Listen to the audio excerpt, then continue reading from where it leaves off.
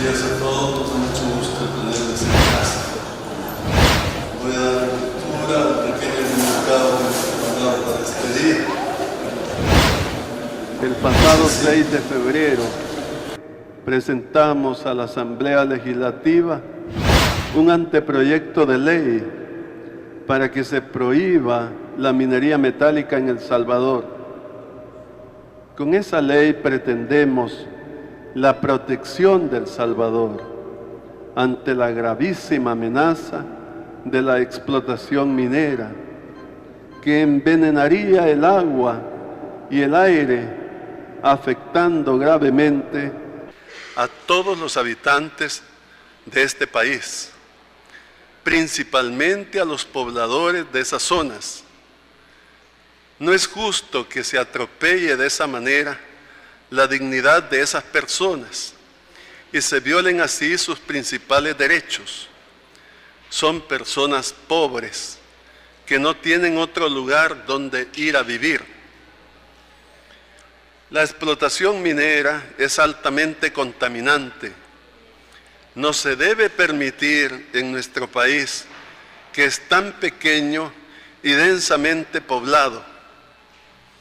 El año pasado, el CIADI, ante la demanda de una transnacional contra El Salvador, exigiendo permiso para explotar las minas y la imposición de una multa de 250 millones de dólares, dicho organismo de arbitraje internacional emanó una sentencia por unanimidad en favor de El Salvador, impidiendo la explotación minera y protegiendo la vida de las personas y los demás seres vivientes.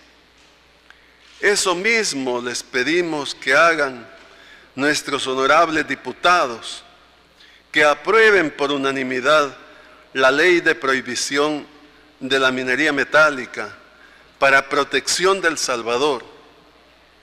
Felicito a la población que en su inmensa mayoría se ha mostrado en favor de dicha ley contra la explotación minera y con mucho interés se han recogido firmas y se hará una marcha el próximo jueves saliendo del Parque Bolívar a las 9 de la mañana hacia la Asamblea Legislativa. Invitamos a todos a participar en esa marcha para pedir que se apruebe la ley de prohibición de la minería y para presentar las firmas que se han recogido. El día 28 de febrero, recién pasado, finalizamos la fase diocesana del proceso del posible milagro de Monseñor Romero.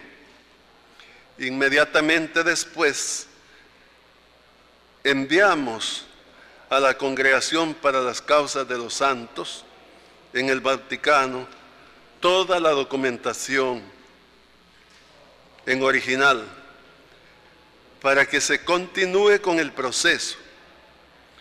Primero Dios, se ha aprobado dicho milagro y pronto se ha canonizado nuestro amadísimo beato Monseñor Óscar Romero. Pido a todos nos unamos en oración, suplicando a Dios la gracia de la pronta canonización de Monseñor Romero.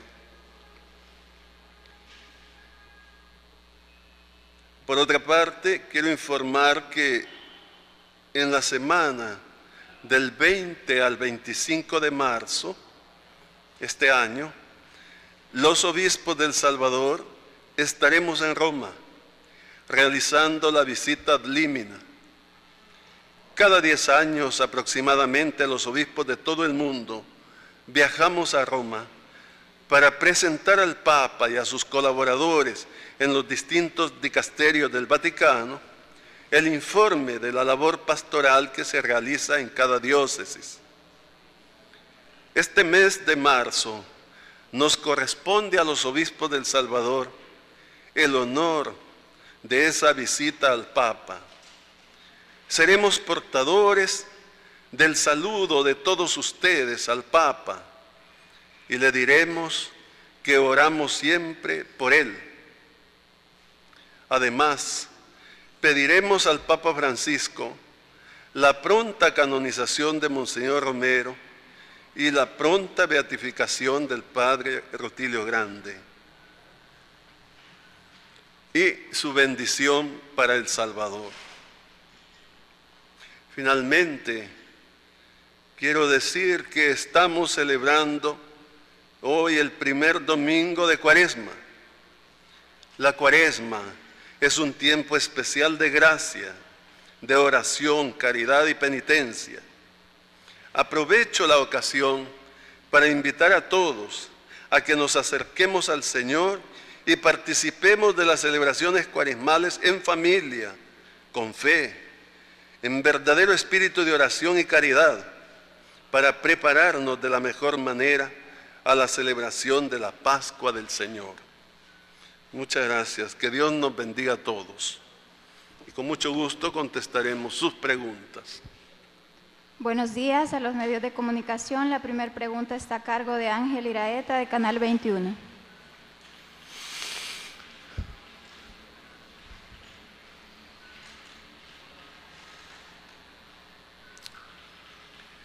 Buenos días, Monseñor. Buenos días, don Ángel. Me llama la atención en el caso del tema de la minería, el hecho de que cada vez que usted se pronuncia en torno a este tema ha generado críticas y descalificaciones por sectores de derecha, que está errado el mensaje de su parte en este tema. Me gustaría conocer cuál es su valoración en torno a estas críticas que se le hacen. En segundo lugar, me gustaría conocer si nos puede profundizar un poquito más sobre la presentación del milagro de Monseñor Romero para lograr la santificación del mismo. Sí. Vean, nosotros estamos sumamente preocupados por la amenaza que conlleva la explotación minera en nuestro país, como decimos, por ser un país tan pequeño y tan poblado. Pero en verdad la explotación minera es dañina en todos los países, donde quiera que se haga. Y no es cierto lo que se ha dicho, que ahora hay capacidad, hay tecnología para tener una explotación minera limpia, ecológica, verde, ambientalista y que no causa ningún daño. No es cierto, porque se ocupa una gran cantidad de cianuro, que es sumamente letal y que nunca deja de ser letal, y agua, porque con el cianuro mezclado en el agua se separa el oro de los demás metales. Ese es el método. Y si nosotros tenemos ya poca agua, una buena parte está contaminada, lamentablemente, aunque es una contaminación que se puede descontaminar, se puede purificar. Pero si se va a ocupar nuestra poca agua en la industria de la minería, de la explotación minera, eso sería gravísimo, porque son millones de metros cúbicos de agua que se ocupan en la explotación minera. Una mina como El Dorado se calculaba que era en torno a 1 millón de litros diarios que se contaminarían de agua. Cada día 1 millón de litros de agua se necesitaban para explotarla. Pero si se autoriza la explotación minera, no iba a ser solo una mina, sino que todas las minas de la zona norte del país, desde Santana, Chalatenango, Cabañas, Morazán, hasta llegar a La Unión, porque es la zona minera, bien sabemos. Y nuestro país tiene una posición geográfica, todos sabemos, costera. El nivel del mar lo tenemos a lo largo del país. Y después va subiendo el nivel hasta llegar a la parte más alta. Y ahí precisamente la zona minera. Y entonces, si allí se va hacer esta inyección de cianuro y otros venenos también. Entonces se contaminaría el agua y se contamina también el aire. Todos vamos a salir afectados, pero los principales afectados son los pobladores, como decimos, que son personas pobres, entonces, y que no tienen a dónde ir. Va a suceder lo que ha sucedido ya en Guatemala y en Honduras. Es espantoso. Para citar un ejemplo, el Valle de Siria, en el departamento de Francisco Morazán, a 70 kilómetros de Tegucigalpa, allí tenemos el Valle de Siria, que en el 2000 se explotó esa mina. Está en el municipio de San Andrés. Y bueno, ¿y qué pasó? Se contaminaron los ríos. Y vaya usted a ver las personas cómo viven contaminadas también. Da pavor verles con erupciones en la piel que nunca les sana, con insuficiencia renal, con insuficiencia cardíaca, con insuficiencia pulmonar y algunos hasta sufriendo el cáncer. Basta entrar a un motor de búsqueda en internet como Google, por ejemplo, y poner explotación minera en Valle de Siria y da espanto ver las fotografías de los niños y de las personas mayores sufriendo toda esta clase. Y los testimonios que ellos dan. Éramos pobres, decía una persona, éramos pobres, pero después de la explotación minera ya no solo somos pobres, sino que enfermos, hemos quedado contaminados. Entonces, es muy triste. Y si eso sucede en Honduras, que es 5 veces más grande que nosotros, hágase usted la idea de lo que iba a significar aquí. Sería el colapso. No es justo. La más grave agresión al medio ambiente es la minería metálica. No hay otra agresión peor que esta. El Papa Francisco ha insistido, sobre todo en su carta Laudato Si, pero también en otras ocasiones, en la obligación de cuidar la naturaleza y el medio ambiente. Los países del mundo están en esta dinámica. Este no sería el primer país que prohíbe la explotación minera. Ya lo ha hecho Argentina. No es permitido ahí por ley la explotación minera. Más cerca todavía Costa Rica ya lo prohibió también. Y el mismo Parlamento Europeo, tengo entendido que en el 2010, resolvió que toda la Unión Europea todos los países tuvieran leyes que prohibieran la explotación minera. Y algunos países desde antes lo habían prohibido. Es curioso que países como Canadá, por ejemplo, que son grandísimos y tienen minas, pero no las explotan porque la ley es muy exigente, Aunque sean minas en el desierto, están protegidas y si se van a explotar, entonces las empresas salen de aquel país a explotar las minas de estos países pobres que tienen una legislación débil, pobre, incapaz de protegerse. No es justo. Bendito sea Dios, el CIADI nos protegió. Entonces, ¿qué decir ahora? Nosotros como salvadoreños no podemos esperar menos de nuestros diputados, que han sido elegidos para el bien público, para proteger los intereses del país.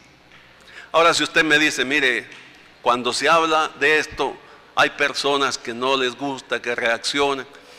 Bueno, estamos en un país democrático. Yo decía, y lo sostengo, ustedes mismos lo han hecho saber, que la inmensa mayoría, se han hecho estadísticas, más del 70%, y cada vez son más los que se están dando cuenta de la gravedad de esto, están en contra de la explotación minera. Pero que hayan algunos que están a favor es natural, porque seguramente defienden sus intereses. Pero en verdad aquí nadie va a ganar, nadie va a ganar. Tal vez la transnacional, tal vez sí, porque se van y dejan el problema en el país, se llevan el oro. Pero El Salvador le toca que perder. Entonces, estamos en un siglo XXI no es posible que se cause este daño a la naturaleza y a las personas. Y por eso es que nosotros estamos hablando. No es que sea yo el que habla, sino que es el sentir de toda la iglesia, y pudiera decir más allá de la iglesia, es el sentir del pueblo. Nosotros como Conferencia Episcopal nos hemos pronunciado en varias ocasiones, todos los obispos por unanimidad hemos pedido que no se exploten las minas en El Salvador, y los sacerdotes también están en este mismo sentir, y la población. No lo hacemos con ningún interés económico, ni social, ni político, ¿cómo decir? Ningún interés particular, sino que nos interesa el bien de todos, el bien común, la casa de todos, como se ha dicho, que es el ambiente, el medio ambiente en el que vivimos. Y es obligación nuestra protegerlo, y protegerlo para las próximas generaciones, porque hay que decir que la contaminación con cianuro no pasa nunca, nunca. La filtración y contaminación de los mantos acuíferos se irá dando por gravedad, pero para siempre. De tal manera que las próximas generaciones van a recibir un país contaminado. Y quién sabe qué otras cosas negativas reciban, como es las enfermedades congénitas, niños que ya nacen con enfermedades incurables, etc. Yo no quiero ni pensar eso, porque yo no dudo, sabe, que los señores diputados van a aprobar esa ley por unanimidad, porque estaría en contra del sentir y de toda lógica. Ya dije que hay alguien que tiene interés económico, es natural, eso es natural, pero el sentir de la población es esta. Y cuando llevamos la ley y la presentamos a la Comisión de Medio Ambiente y Cambio Climático, los señores diputados por unanimidad nos recibieron con alegría y se comprometieron. Algunos hablaron ante las cámaras. Entonces, tengo entendido que han ido a visitar también la mina de San Sebastián en La Unión, y ustedes, me parece que fueron ustedes que dieron cobertura, y yo les agradezco, y a todos los medios. Es espantoso ver el río contaminado donde no hay ni siquiera un pescadito chiquito, nada, hay muerte. Es un ejemplo de lo que pudiera ser en todo El Salvador. No es posible. Le agradezco que me ha hecho la pregunta para insistir en esto, y una vez más pedirle a todos que nos unamos en oración para que el Señor no permita este daño generalizado a nuestra nación, y que mandemos correos a la asamblea y nos manifestemos de una u otra forma, y también en esa marcha que se está organizando.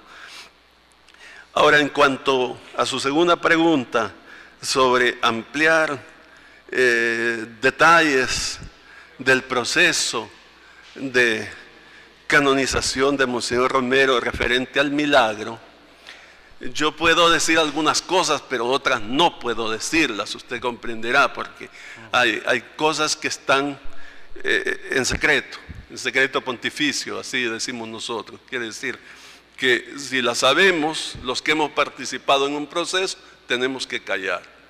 Y por eso lo que yo le puedo decir es lo siguiente, que cuando una persona se beatifica, como es el caso de Monseñor Romero, lo que falta es el milagro. De modo que desde el 23 de mayo del 2015, ya un solo requisito queda para que sea canonizado: que se apruebe un milagro. Monseñor Romero ha hecho muchos milagros, diríamos. Sí, pero no todos tienen la calidad estricta de milagro. Le llamamos más bien gracias, dones, pero un milagro ante el Vaticano tiene que ser comprobado científicamente y teológicamente. Y bueno, entonces nosotros inmediatamente mandamos a Roma al postulador milagros que teníamos, pero no se nos aceptaron, es la verdad, ni siquiera para estudiarlos, porque se consideran gracias, pero no milagros, por lo que ya dije. Y entonces fue a finales del año pasado que instruimos, recogimos la información y luego enviamos un milagro más. Bendito sea Dios, ha sido admitido por la Congregación para las Causas de los Santos. Pero no significa que haya sido aprobado. Distingamos los términos. Una cosa es admitido y otra cosa es aprobado. Ha sido admitido para estudiarse. Después se dirá si cumple o no cumple. Pero para nosotros eso ya es una cosa muy buena, un éxito que se nos haya admitido, porque significa que estamos en el camino conveniente. Y cuando la Sagrada Congregación para las Causas de los Santos lo admite, nos lo devuelve para que hagamos un juicio, ¿sabe? Y se haga la primera parte de ese juicio, que es la fase de instrucción. Entonces el obispo, en este caso este servidor, constituye un tribunal con sacerdotes y laicos, pero todos expertos en derecho canónico. Y entonces ahí hay jueces, hay abogados, hay notarios, hay todas las partes del tribunal. Y bueno, ¿cuál es la finalidad de este tribunal? Esclarecer las cosas. Y va a investigar, va a citar a todas las personas que sea conveniente entrevistarlas. Y bueno, cuando se concluye esta fase canónica, el obispo tendrá que dar fe, que considera que es un auténtico milagro, según la investigación hecha hasta este punto, en su opinión, naturalmente, que no es la definitiva, pero si ve que procede, entonces estampa su firma sobre los documentos, que fue lo que hicimos este 28 de febrero, y sella todo, y en original todas las actas, las manda a la Sagrada Congregación para las Causas de los Santos. Y entonces el postulador de Roma lo va a continuar. Aquí hemos nombrado un postulador en la diócesis, que es Monseñor Rafael Urrutia, para esta fase. Y luego el tribunal, como hemos dicho, hay un vicepostulador también y el tribunal. Pero es un tribunal ad casum, o sea, solamente para este caso. De tal forma que el mismo 28 de febrero queda disuelto, porque ya terminó su función. Y todo pasa a la Santa Sede. La pregunta que usted puede tener en mente, y todos nosotros, es ¿cuánto va a tardar? ¿Cuánto tiempo falta? No lo sabemos, no lo sabemos. Ni tampoco significa esto que la Santa Sede lo va a aprobar. Ojalá, cuánto no desearíamos nosotros. Pero pudiera ser que al hacer el examen allá, ya no pase y nos digan, presenten otro. Entonces vamos a presentar más. Pero por el momento estamos muy contentos. Esperamos que sí, que pase el examen de los peritos, los médicos que en el Vaticano van a examinar el milagro, y también los teólogos que lo examinarán, y finalmente el Consejo de Cardenales que pertenecen a la congregación, que lo aprueben, y entonces lo pasarían a su santidad el Papa, y el Papa, su santidad el Papa Francisco, pienso que nos daría a conocer la fecha, cuando todo eso se haya hecho. Pero ¿cuánto tiempo falta? No sabemos, porque no depende en absoluto de nosotros. Nosotros cuánto nos quisiéramos que fuera lo más pronto posible. Y entonces yo digo, aquí queda pedir al Señor, porque un milagro es un don de Dios, es una manifestación del cielo. Y nosotros estamos convencidos de la santidad de Monseñor Romer, Y también, a baja voz, yo debo decir que también estamos convencidos de la autenticidad del milagro. Por eso hemos estampado la firma y lo hemos enviado. Pero eso no quita que los expertos nos digan no, no se aprueba, y entonces no vale nada la firma que hemos puesto ni nada, ni el proceso que hemos hecho. Estaríamos a cero, igual que cuando comenzamos, para iniciar de nuevo. En este punto estamos. Más detalles yo no puedo darle, nombres de personas ni nada, porque todo eso está reservado, así es el proceso de la iglesia, y bueno, no sé qué más decir, pero les agradezco mucho y la cobertura que le dan y el interés que tiene. Primero Dios, que pronto sea canonizado Monseñor Romero, y beatificado también el Padre Rutilio, que como ustedes saben, terminamos también la fase diocesana del proceso del Padre Rutilio y ha pasado a la Santa Sede. Esperamos su beatificación pronto también. Primero Dios. Gracias, Monseñor. En otro tema, ¿qué opinión le merece el hecho de que la Sala de lo Constitucional haya ya prohibido también que los alcaldes y los consejos municipales no se puedan cambiar de bandera o de partido político ya una vez hayan sido electos? La Sala dice que esto es para evitar un fraude electoral que se le hace al votante, en el sentido que usted vota por una bandera, por una plataforma de gobierno y por una persona y después se cambia. Entonces, ¿qué opinión le merece a usted esto, Monseñor? Mire, este es un tema que toca intereses políticos y además yo no soy experto en la materia, ni mucho menos, no soy técnico en estas cosas, qué dice el derecho, qué no dice la ley, etcétera, etcétera. Pero yo opino, me permito contestarle como cualquier ciudadano de la calle,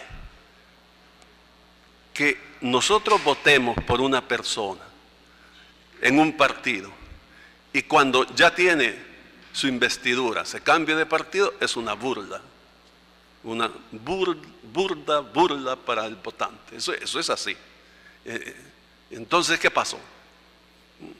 Le dimos un voto de confianza a esta persona y ahora sale que nomás se cambia la chaqueta y le aplauden y todo lo demás. ¿Qué pasó? ¿Qué pasó? Entonces, imagínense que no solo los alcaldes, sino que los señores diputados hagan eso, y que ya solo falta que el presidente se cambie de partido también. Entonces, ¿qué pasó? El juego democrático no es así, porque el mandato que han recibido es en función de los electores. Por tanto, a mí me parece que se han tardado los funcionarios que han sacado esta disposición, como decir, esta sentencia. Ojalá la Asamblea lo hubiera hecho antes, porque me parece, repito, yo no soy experto, pero me parece que estas son leyes que deberían estar claritas, como decir, que en la ley electoral debería estar, lógicamente. ¿Por qué la Corte tiene que dictar una sentencia? Porque no opera el sistema legislativo en este sentido. Entonces, pero que resguarde el interés de la población, excelente, excelente. Disculpe que habla así porque yo, repito, hasta lo he escuchado, fíjese, y lo he escuchado de personas que opinan así, y yo comparto esa opinión. Ojalá que se tome en serio esto y que no solo con los alcaldes, no sé, no he visto la sentencia, si se refiere solo a los alcaldes, pero hemos visto que se cambian de partido a todos niveles. Solo falta, repito, que un presidente lo haga. Entonces, estoy bromeando, ¿verdad? Pero con todo respeto, lo que yo quiero decir es que tenemos que salvaguardar el sentido democrático, la voluntad de las personas. Y no solo para mantenerse en el partido en que han sido electos, sino también cuidando los intereses de la población, ¿no? Eso es propio de la democracia. Nuestra democracia tiene que ser cada vez más participativa. Y qué bueno que avancemos en esta dirección. Si no ha sido por la Asamblea, ojalá que la Asamblea tome también cartas en el asunto y haya la disposición en la ley electoral, como me parece que debería ser. A continuación, Melissa Pacheco, de la Prensa Gráfica. Buenos días, monseñor. Yo quiero saber qué opinión le merece el gasto millonario en el que está incurriendo el Estado para pagar seguros, que en el caso de los seguros médicos, por ejemplo, hay instituciones que solo cubre a los funcionarios, que digamos que podrían tener más capacidad para pagarlo, y no cubre a los empleados, que tienen más dificultad para costearse uno. Eso respecto al tema de los seguros, que han sido más de 144 millones los que ha gastado el Estado en 5 años, y respecto al aumento de plazas que ha habido, que no necesariamente son de policías y médicos y profesores, como se ha comunicado. Sí, vea, este es un tema, lo de los seguros, que a mi entender, el conocimiento que yo tengo, no es nuevo, sino que de larga data las cosas han venido así y nadie ha dicho nada. Y hasta se ha pensado posiblemente, nosotros pues el pueblo, habremos pensado que está bien lo que está pasando, ni cuenta nos damos. Ahora las cosas cambian, bendito sea Dios, están cambiando. Por lo que decíamos, avanza el sistema democrático, la ley de información pública, y etcétera. Entonces tiene que corregirse esto. No es justo, no es justo. Y tiene que haber austeridad en todos los funcionarios y protección de la salud para todos, para todos. Yo no sé cómo vamos a hacer, pero en justicia, seguro, cobertura de salud, el seguro debería haber no solo para los trabajadores, sino que también para los que no trabajan formalmente. Y todas las personas deberían estar cubiertas. Y bueno, esta gran desproporción, como usted señala, y no solo porque el seguro de los trabajadores esté a gran distancia, sino porque muchísimas personas ni tan siquiera tienen cobertura en ningún seguro. Entonces, tiene que revisarse. Yo auguro que se tomen cartas en el asunto. Yo no soy quien para juzgar, no tengo conocimiento tampoco de detalles, solamente las notas que ustedes nos han presentado, pero a todas luces, tiene que haber una reforma y con sentido social dejar las cosas como deben ser, en clave de justicia. Lo mismo el tema de pensiones, tiene que hacerse una reforma justa, donde se beneficie al trabajador, no terceros, sino el trabajador. Y bueno, eso es así. Yo repito, auguro que toda esta discusión lleve a solucionar el problema de una vez por todas. Y no en clave política, no es nuestra visión como para decir que es este partido o que es el otro. Es un problema, ya dije, de larga data, en la que han estado uno u otro partido. Si usted me dice, ¿y qué de las plazas? Las plazas que no eran necesarias y que se han creado, pues también tiene que revisarse eso. Y no tengo datos, pero a mi entender, también en esto ha habido problema en otros gobiernos, o sea, es un problema de larga data, pero que ahora con la información pública y con la participación ciudadana, con el avance de la democracia en nuestros países, ya no puede ser, tenemos que darnos cuenta, y no para culpar a nadie, sino para corregir el camino. Tenemos que enmendar la plana y poner las cosas donde deben estar. Eso es así. Y es entonces cuando el país va a desarrollar, cuando avanzamos en estos temas de justicia social. A continuación, Merlin Vélez, de Gente B. Buenos días, arzobispo. Conocer sus valoraciones en torno a, a la separación de cargo del magistrado Ulises Rivas del Tribunal Supremo Electoral, a pesar que los magistrados de la Sala de lo Constitucional en un momento aprobaron la terna de magistrados, de candidatos, y avalaron que se cumplía con todos los requisitos.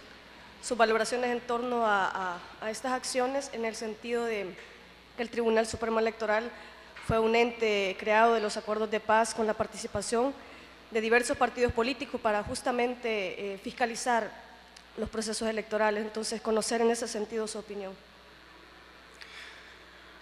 Sí, yo vuelvo a decir que no soy la persona indicada como para decir qué es lo que se tiene que hacer en esta materia. No es mi campo, no soy experto en esto. Pero el sentir de la población es que un tribunal de esa categoría, un Tribunal Supremo en materia electoral, debería ser totalmente apolítico. Yo es lo que entiendo, con todo respeto. Entonces, que no tengan vinculación política, ninguno.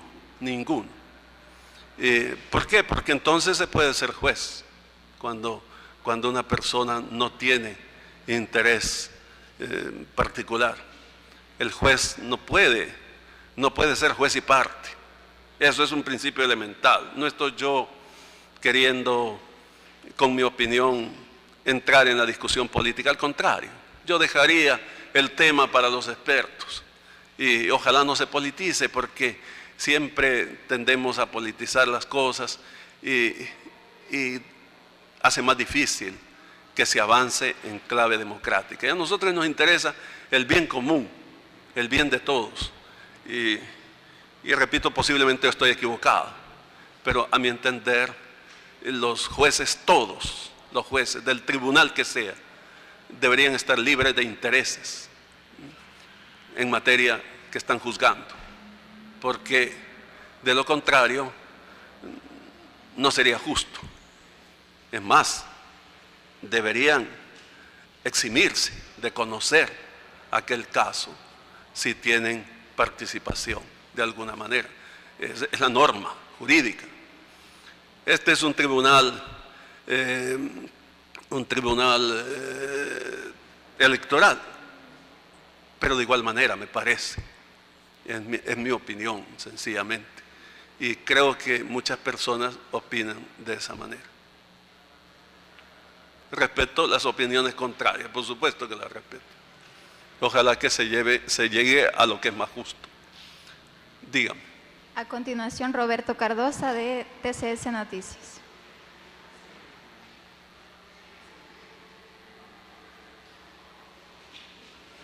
Buenos días, arzobispo. El viernes anterior un colectivo de víctimas del terrorismo interpuso una advertencia ante la Fiscalía General de la República en contra de 5 comandantes del FMLN, entre ellos el presidente de la República, el vicepresidente, el secretario general del FMLN y otros miembros del partido, ¿verdad? Porque el reclutamiento de niños durante el conflicto armado y también por la colocación de minas. ¿Cómo ve usted ese tipo de advertencias que se ha puesto ante la Fiscalía? ¿Cómo tendría que procederse? Sabemos que ya se derogó la ley de amnistía, entonces, ¿aplica o no aplica una advertencia de este tipo? Yo tengo que estudiar más el derecho y la parte jurídica, sin duda, para poder darles mejores opiniones a ustedes. Yo no podría decir que se aplica o que no aplica, etcétera, hasta dónde llega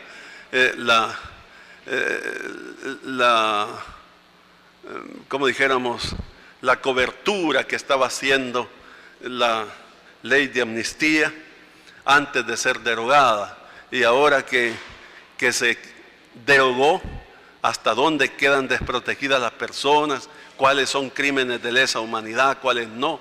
No soy yo el experto en eso.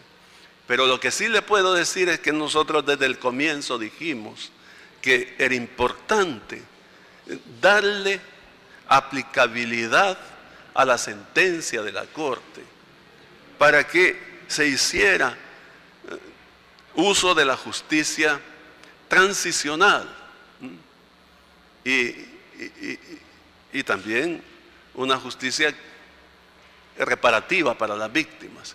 Pero nosotros no hablamos de unas víctimas de un lado y de las otras víctimas del otro lado, porque nosotros quizás estamos a favor de estos o en contra de... No, señor, nosotros hablamos de todas las víctimas, y no quisiéramos que se llegara a una situación de descontrol jurídico, precisamente por lo que usted está señalando.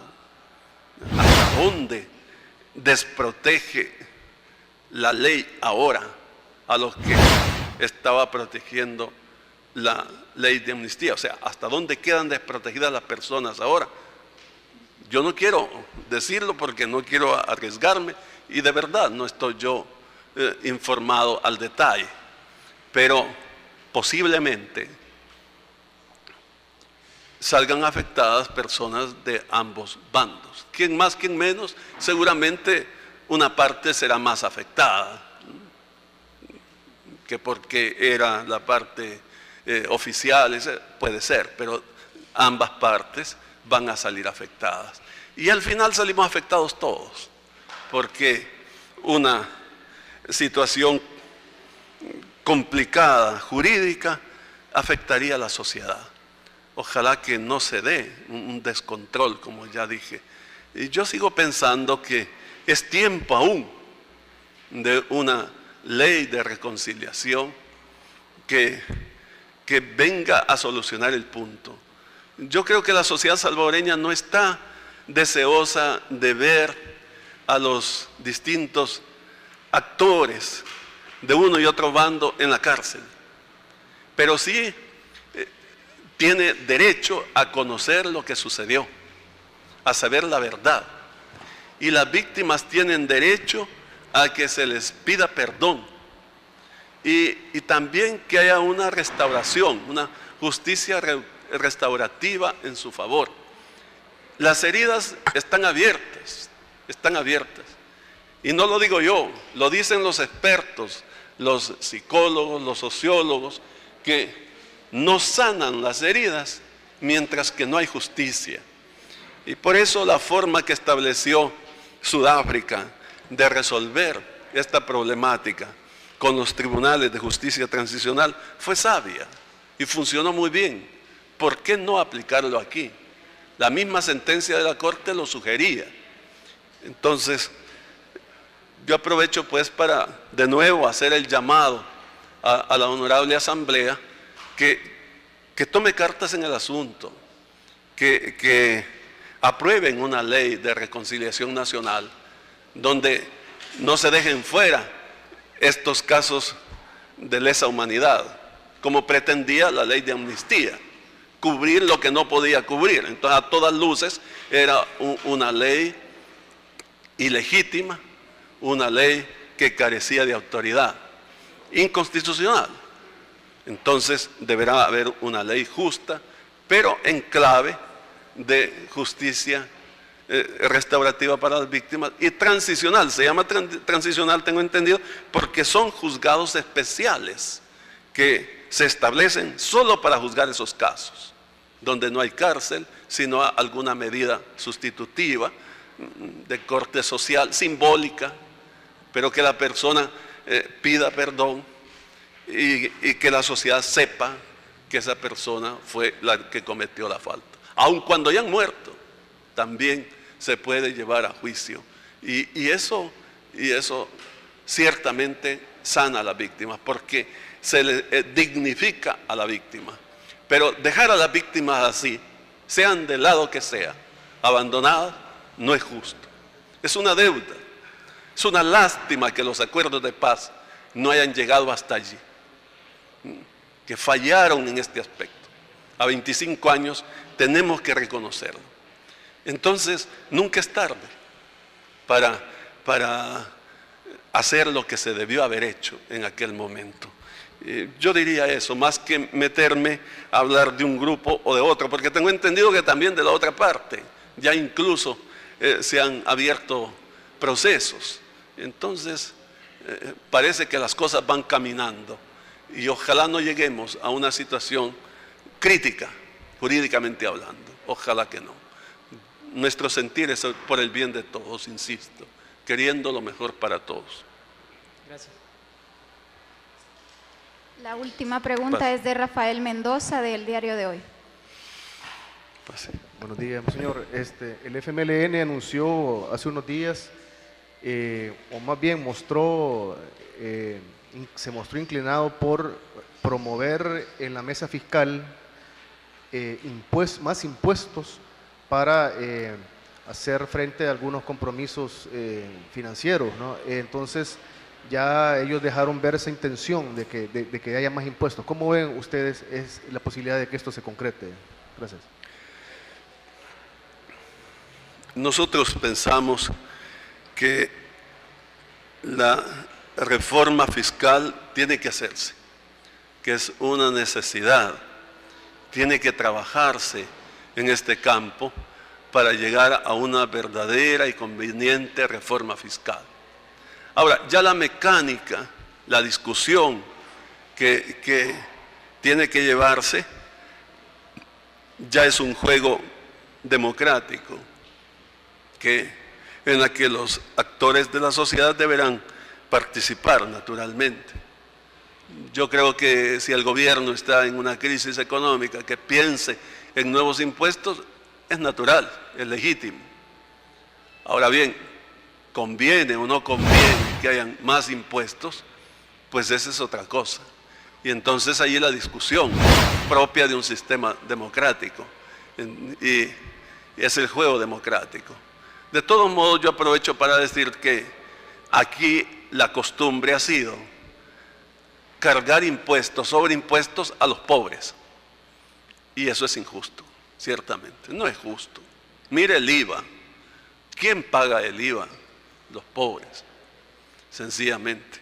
Y los demás tienen créditos fiscales y todos sabemos que terminan no pagándolo. De una forma y de otra no lo pagan. Entonces, que vengan más impuestos para los pobres, yo creo que todos tenemos que admitir que no es justo. Pero si hubiera algún impuesto al patrimonio que se quitó desde hace mucho tiempo y que está en todos los países democráticos desarrollados, tengo entendido, o casi en todos, es distinto. En fin, yo no estaría en contra de que absolutamente hayan más impuestos, sino más bien en contra de que los impuestos los paguen los pobres. Entonces sí, porque ya no aguanta nuestra gente pobre, ya no aguanta. Entonces nosotros vamos a tener que hablar en ese sentido, necesariamente. Y bueno, de todos modos, la palabra la tienen los grandes actores de la sociedad, o sea, el partido oficial, si se puede decir así, el partido de oposición y los demás sectores de la sociedad. Ojalá que haya una discusión honesta, con buena intención, y que se llegue a una verdadera reforma fiscal que sea buena para todos, buena para la sociedad entera. Muchas gracias a ustedes, muy amables, pasen buen día.